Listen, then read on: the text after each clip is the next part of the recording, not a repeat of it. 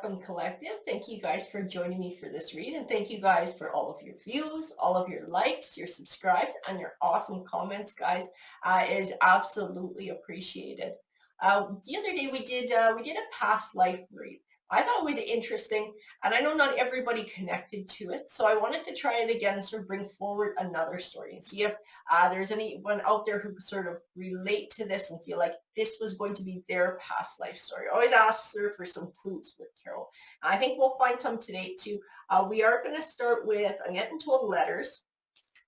So we'll allow some of these letters to come forward. If these resonate with you, it may mean that this read is going to sort of hit home for you, because I want to get as specific as I can and bring forward as many clues as I can through tarot so that you're going to know if this is your past life read or not. We had a bunch that wanted to pop forward right in the beginning. We have L, S, T, we have V as well. Let's grab a few more here. H.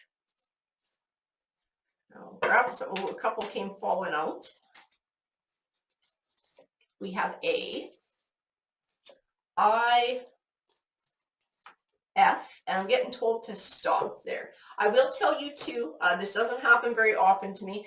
With that first row of letters, I kept hearing the name Steve. Okay, I usually, like I said, that's not something that usually happens to me.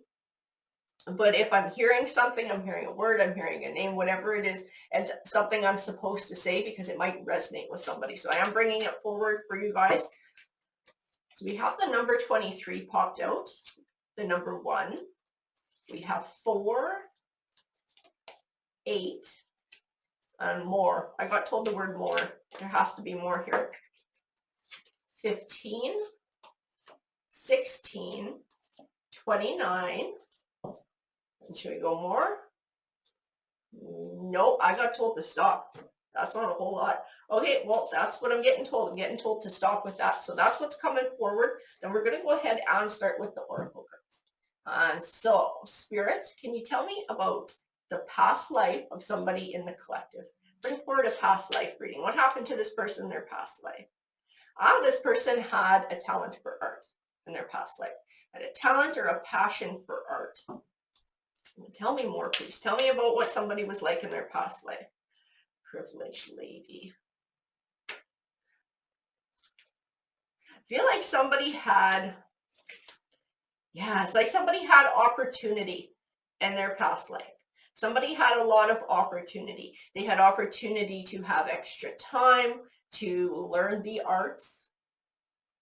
Great fortune. This was not something that they built. I feel like this was something that was maybe given or passed down. It might have been generational wealth.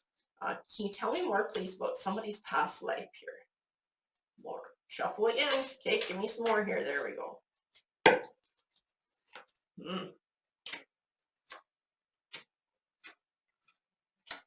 That's interesting. Then I got like the opposite here. I got imprisonment, community, concern. I want to know where that imprisonment sits. I feel like that might have been an energy around you. Community. This may have been somebody, like where this money came from or whoever built this fortune may have not been 100% on the up and up. Like I said, I don't feel like this is you. I feel like this money, you did not earn this money. Like you didn't create a business, you didn't do whatever. Like this was something that somebody close to you did, maybe a spouse or a parent or a grandparent or someone like that. And it sort of got passed to you, or you were able to reap the benefits of it. But it was not what you built. And I know somebody was worried about how this imprisonment would reflect in the community. This was part of the concern. How will this reflect in the community? How will the community now view me? Message of concern.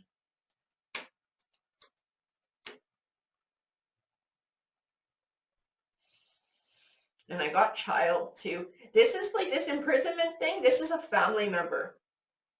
This is a family member who did something they weren't supposed to do. I keep feeling like this is like how we're viewed is really important. Like how we're viewed, how the community views us, how we look. Image is very important. And what this one person, whoever this was who went to jail, threatened to sort of shine a bad light on the family. House, yeah, because everybody's from the same house. This is the family. This is the family's wealth. Wealthy man. And I do feel like this person who had the wealth, it was like, okay, do I use my influence? Do I use my resources to intervene on this person's behalf and to try and fight for them? And I don't know if it would have been kind of like pay a fine, pay a fee, or a bit of a bribe and kind of sweep it under the rug, or if it would have had to be like a hire a lawyer and it was going to court and it was going to be a big ass fight. We do have an official person here and occupation. So I do feel somebody was trying to decide whether to negotiate with this official person to try and get whoever it was out of prison. Like I said, it wasn't you. It wasn't you, because I keep feeling your energy and more in this privileged lady, this thoughts card with this artist. And you were kind of, I don't want to say like you were protected from it or you were in a bubble, but I do feel like as a feminine energy at this period of times, things were different. You did not go out on your own. You did not go establish work. You did not go establish a new life or take big adventures. You were kind of in the bubble of the home, reaping that sort of the benefits of the wealth that the family had built. And you were kind of insulated and isolated from this kind of stuff, but it would still affect you and your family's reputation. So through that reputation, it would affect you and your life. So I feel like somebody's trying to protect you throughout all of this. Somebody's concerned about how it reflects on them and how it reflects on you and what it's going to do to the family standing and the wealth. Can you give me some more, please, about this past life gift? Yeah. I do feel like they tried to make a deal with an official person.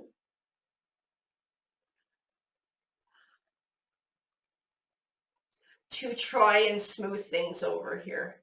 I got high honor.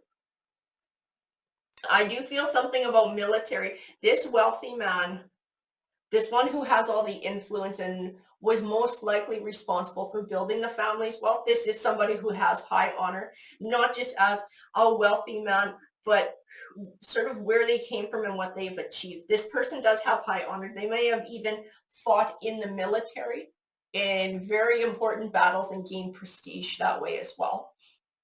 So I do feel like within that, their money set aside, just that reputation too gives this person a lot of clout.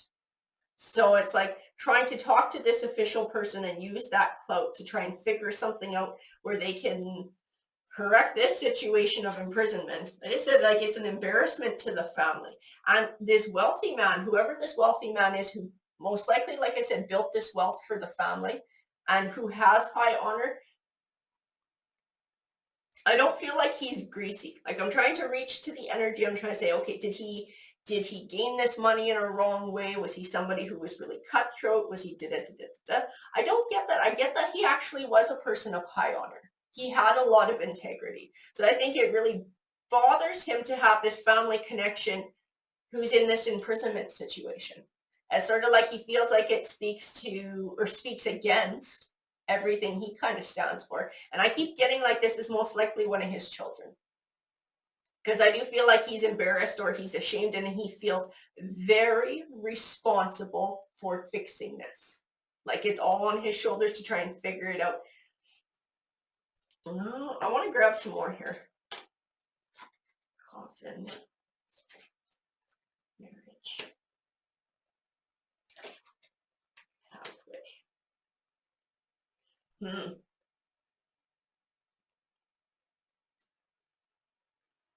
I keep feeling too-less imprisonment. Like I keep getting it pulled back to coffin. I get it pulled back to high honor. I don't know if he had,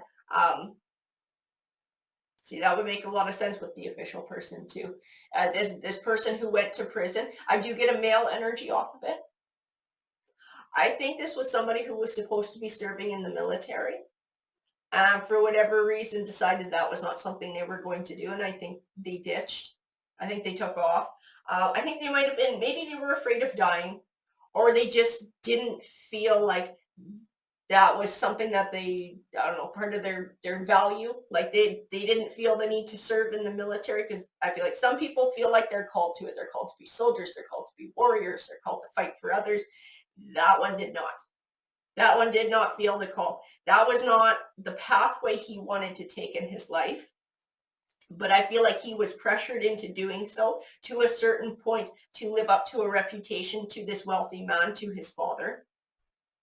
But I feel like in the end, he was afraid of fighting. He was afraid of getting killed. He didn't want to kill. And I think he took off. I have this feeling he took off, like he ditched marriage. I would like to know where marriage is. Oh, that would make sense too with this wealthy man, and why he's so concerned about this privileged lady who's living this life and trying to keep her in this bubble. He's worried about her getting married, her reputation being tarnished, and then her not having good prospects in marriage. Because this is something that was important back then. And whatever time this was, it was like women didn't really have careers. They didn't really have a whole lot of jobs. For the most part, it was a kind of, you got married. You got married. It was your husband who earned the income, or there was some inheritance, but you didn't really work, unless I think you were poor, and then probably you would do some sort of menial labor. But he's trying to insulate her. He's trying to protect her so that she can still have good marriage prospects. He's worried about the future of her. He's embarrassed by this other one. I think it also offends his sensibilities too, because he was somebody who served, and because he takes great honor in the fact that he served. I think he's extremely ashamed that this one did not want to serve, and that this one tried to run away from serving too. Whatever trouble they got into, he's very embarrassed. Toil and labor.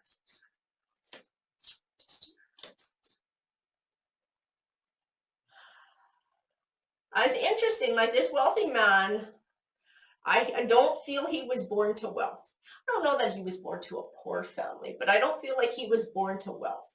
It was important for him to serve in the military, which I do feel like he did, but I feel like his wealth came after serving in the military, and I keep feeling something about investments, making proper investments in something, because I do have sudden wealth. See, so I feel like then there was money. But he wasn't born to that. That was not generational. That would have been what he created. He would have been the source of the wealth then, this wealthy man. Toil and labor and worked his ass off for it. And it was to provide better for his family. It was to give opportunity to his family. He felt like it was important for his son to follow in his footsteps, so he could then take over whatever it was. He could serve in the military like his father did. Then his father could teach him whatever it was where the investments came from, and have him sort of work side by side there, and he could start taking it on and building his own wealth. He was supposed to be like the next generation, or the next chapter of the family. And this privileged lady was supposed to be insulated from all of this. And then she would have an advantageous marriage, and she would have a good life. I think for him, he actually planned for her. I see distant horizons, and I feel like this is hers. Like she's having to move. She's having to get married and move. You know what? And maybe that's because of all this crap that went on. He was worried she wouldn't find any local prospects, that people had heard what had happened within the family. And so he was starting to look overseas to find her a good marriage connection. Okay, I'm going to grab it. No, I'm supposed to pull more of these. That's weird. That's a shit ton of cards. Okay. Tell me more then. Tell me more about this past life. Expectation. There was, I tell you, like this wealthy man does have high expectations of those around him. Not necessarily bad ones. He has high expectations of the son, who obviously did not have the same expectations, or did not want to follow up on those. But also for this privileged lady, he expects her to live a good life. He expects that she lives in comfort, and she is his main focus. It's funny, I don't really feel a wife in all of this. So maybe the mother passed away at some point. He's very focused on the children and the type of life that he gives to the children, especially this daughter. This daughter is really his main focus. And maybe it's also because women don't have the same opportunities as men, and he knows that.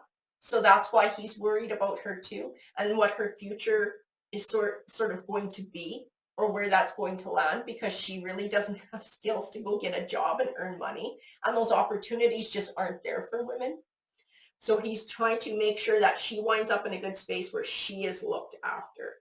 And it's like maintaining this lifestyle, maintaining this level of wealth, this level of privilege. This is what he's concerned about for her. We're going to pull more? No, I think we're going to grab some tarot now. So let's figure out which tarot deck belongs to this read. That one, really? Okay. The Fountain deck belongs to this one. So tell me about this past life, please. Tell me more about what's going on in this past life. Temperance.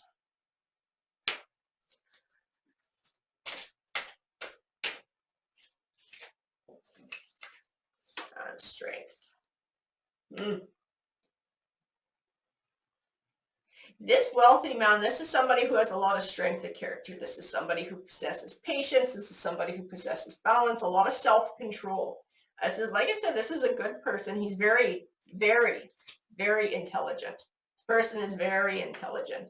And he very much cares about his family and the legacy that he leaves, and that they are all looked after. Fountain card. That's interesting. I want to know where that fountain card sits too. Six of Cups. He's trying to figure out what to do about this privileged lady. This is his fountain card. This is his huge fork in the road. His extremely difficult decision that could alter the path of, and I don't even feel like it's his life that he's concerned about anymore. It's the privileged lady. She's coming forward as the Queen of Wands in this read. She's young, she's vibrant, she's attractive, she has these talents. She comes from a wealth. He is worried about where she's going to wind up. That is his main concern. Out of everything that's going on, I think he's pissed off about his son. And that piece of things does bother him. But I just keep feeling his focus is on her. His focus is on her. Will she be looked after? What do I do? And I think he's struggling with actually sending her away or marrying her to somebody who is on a different continent. Like really sending her away, sending her on a journey. That's what he's struggling with. That is what he's struggling with. He wants to find her a good prospect for marriage so she will be looked after. He doesn't think it's going to be anybody from where he is, because everybody's heard about what his son did. It's like he kind of shamed the family. The Four of Wands. He's worried about stability. He's worried about a marriage for her, an advantageous marriage where she's looked after. Eight of Cups. And he's sad about sending her away and not being near her anymore too, because he does love his children. I don't know, he doesn't feel like the real cuddly type, but I do feel like he has very deep love for his kids, very much so. And he has a lot of fear right now. He has a lot of fear for the future and what the future is going to hold for the family's wealth. And maybe that's why now he's like, okay, I need to get her married. I need to get her sent off. I need to make sure that she is looked after and she is okay, because I don't know what's going to happen to the family. Now that the reputation has been ruined, I don't know how this is going to sort of financially affect me or my son. And he's like, I can feel his energy, and he's like, I can handle whatever comes my way. You know, if finances go to shit, I can figure it out. I've done it before. I didn't come from wealth. I can figure my life out. But she can't do that. So that's why he's so concerned about her. The Four of Swords. And the Six of Wands. Yeah, he's looking for prospects. That's his thing. He's looking for prospects. He's looking across the pond for prospects. He's looking across the oceans. He's looking on a different continent. I keep feeling like that's how far distant horizons are. That's how far it is. We're looking on a different continent. Chariot. Yeah, he's sending her across the world to get married. He is looking for, he's looking for someone for her. He's looking for someone for her. He's questing like that Hierophant. He's looking for a good match. And he's going to send her traveling across the world to get married. I think it scares the crap out of him, but he feels like it's the right thing to do. The Knight of Swords. He's having somebody step up. I think he found somebody here with this Knight of Swords.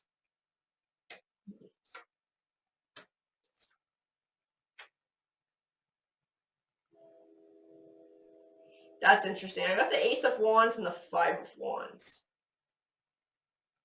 So I don't think it's cut and dry either. There's something else going on behind the scenes. She doesn't know anything about this either. He's like arguing details with this person. I don't know if this has to do with like a dowry or something. This other person is trying to get as much money out of this deal as possible. It's like, if I'm going to marry your daughter, you're wealthy, and I want some of that wealth. I want some of your wealth. So there is conflict there. There is negotiating. I don't know that she's going to wind up with the most loving of husbands here. Moon. And I don't know if she's even going to meet this person before she marries them. I think a deal's getting struck. She's packing her bags. She's shipping out. And she'll get married when she gets there. The 10 of Coins. The High Priestess. You know what? I do feel her energy a bit in the High Priestess too. She has had this privileged life, which comes from sturdy stock. And I think she's a hell of a lot tougher than her father realizes or anybody else realizes. I keep having this sense of duty, this sense of duty. It's up to me what I make of this. This is my future. This is where it lays. Like she's sort of resigned to that this is the way things are going to go. She's not going to know her husband before she gets there and she marries him. And she's going to have to make the best of it because that's going to be where she's at and there's no going back. I see a lot of strength of character in her too. I think she inherited that from her father. The Page of Coins. That's interesting. With that Page of Coins, I do feel like a young energy, but I feel a transition in it. So this is like part of her growing up too. This is part of her turning into a woman and maturing as part of her journey. And she is sad to leave. She does not want to leave her home. She does not want to leave her father. She doesn't want to leave the family house, and she sure as shit don't want to go that far away to someone she doesn't know. But I don't think she's stupid. I don't think she knows 100% about what's going on with the family and the finances and stuff because no one tells her. But she's not stupid. She has a bit of an idea. She knows kind of the way that things work. This is something that she has to do. She doesn't really have an option here. She doesn't get to choose these things for herself. And I do feel like she's going to someone who financially can look after her. I don't know that if her life is going to be the same. She's taking a leap of faith here.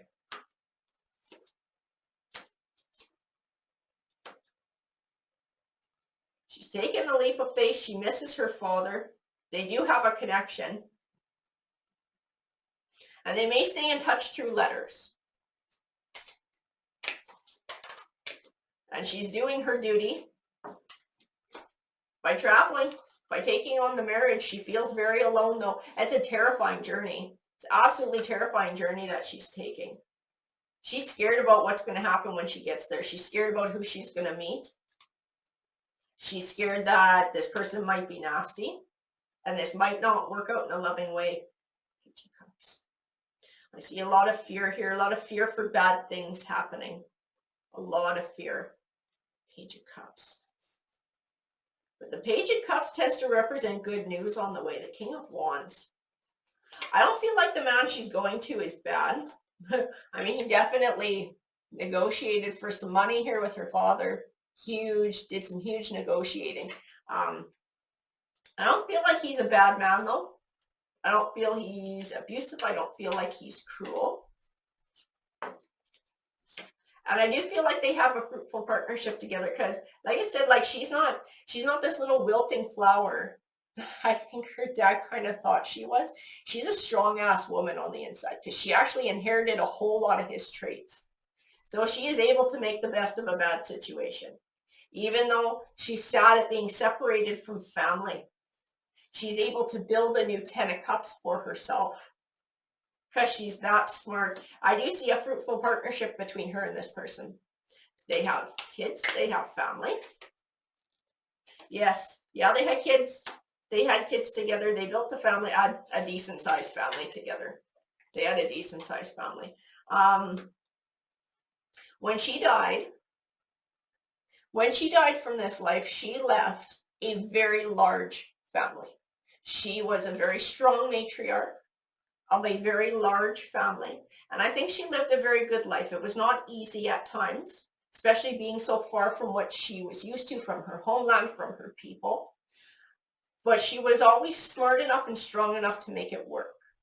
She inherited, like I said, like she inherited a lot from her dad. No matter what happened, she was going to find a way to make it work.